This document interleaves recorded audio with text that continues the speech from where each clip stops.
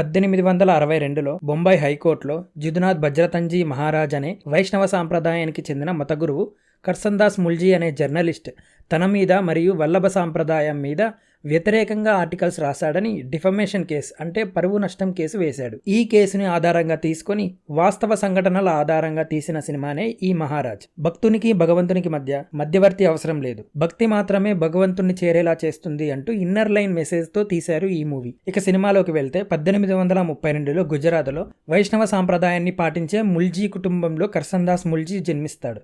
ఇక్కడ మొదలవుతుంది సినిమా. అతను పెరిగే కొద్దీ తనతో పాటు హేతువాద భావజాలం కూడా తనలో పెరుగుతుంది. ఆ కాలం నాటి ఆచార సాంప్రదాయాలను ప్రశ్నిస్తూ ఉంటాడు. బొంబాయిలో ఒక వైష్ణవ ఆలయానికి చెందిన అధిపతి జేజే మహారాజ్. ఇతను శ్రీకృష్ణుడి వంశానికి చెందిన మహారాజుగా అక్కడ ఉన్న వైష్ణవులకు మత పెద్దగా ఉంటూ చరణ సేవ అనే పేరుతో అమ్మాయిలను ఎంచుకొని వారితో తన శారీరక వాంఛలు తీర్చుకుంటూ ఉంటాడు. అలా ఆ జేజే మహారాజ్ ఏ అమ్మాయిని అయితే ఎంచుకుంటాడో ఆ అమ్మాయి యొక్క తల్లిదండ్రులు మరియు భర్త అది వారి అదృష్టంగా భావించి దాన్ని పండగలా చేసుకుంటూ ఆ అమ్మాయిని మహారాజ్ దగ్గరికి పంపిస్తారు. అలా ఆ మహారాజ్ అమ్మాయిలతో తన కోరిక తీర్చుకుంటూ ఉండగా దాన్ని చూడడానికి ఊరి జనం డబ్బులు ఇచ్చి మరీ దూరం నుండి వీక్షిస్తారు. అలా ఒకరోజు కర్సన్దాస్ చేసుకోవాలనుకునే అమ్మాయి కిషోరిని మహారాజ్ చరణసేవ పేరుతో ఆ అమ్మాయిని లోబర్చుకుంటాడు.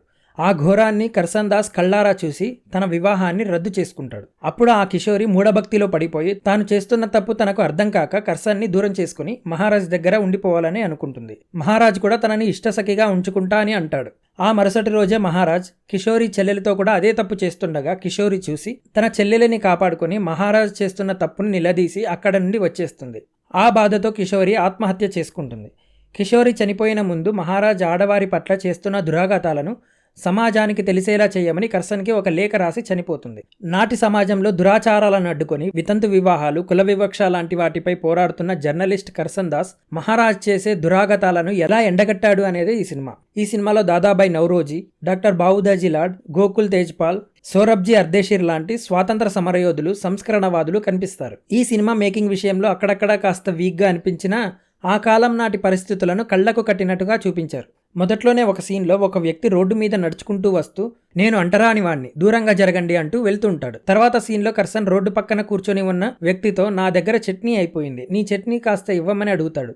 అప్పుడు ఆ వ్యక్తి ఆశ్చర్యంతో చూస్తూ నేను అంటరాని వాణ్ణి, మీరు అలా చేస్తే మీకు శాపం కలుగుతుంది అని అంటాడు. అలా కుల వివక్ష పేరుతో సాటి మనిషిని తాకడాన్ని కూడా పాపంలా క్రియేట్ చేసి సమాజంలో జీవోత్సవంలా చేసిన స్థితిని చక్కగా చూపించారు. ఈ అంటరానితనం నీడలు ఈ రోజుటికి మన పల్లెల్లో, గ్రామాల్లో చూస్తూ ఉంటాం. కర్సన్దాస్ తన పెద్దమ్మ అయిన ఒక వితంతువుతో మాట్లాడుతూ ఏదో ఒక రోజు వితంతువులు కూడా మళ్ళీ పెళ్లి చేసుకుని బయట సమాజంలో గౌరవంగా బతుకుతారు అని చెబుతూ ఆ కాలంలో వితంతు వివాహాలు పాపంలా భావించి భర్త చనిపోయిన స్త్రీకి ఒక తెల్ల చీరను కట్టించి సమాజానికి దూరం చేసిన పరిస్థితిని చక్కగా చూపించారు. మగాడు మాత్రం ఎన్ని పెళ్లిళ్ళైనా చేసుకోవచ్చు, కానీ స్త్రీ మాత్రం భర్త చనిపోయాక మొగుడు పోయిన ముండా అనే పేరు పెట్టి ఒక మూలను పెట్టేశారు. చట్టాలు, న్యాయస్థానాలే అన్ని వ్యవస్థల కన్నా ఉత్తమమైనది అని అర్థమవుతుంది ఈ సినిమాలో.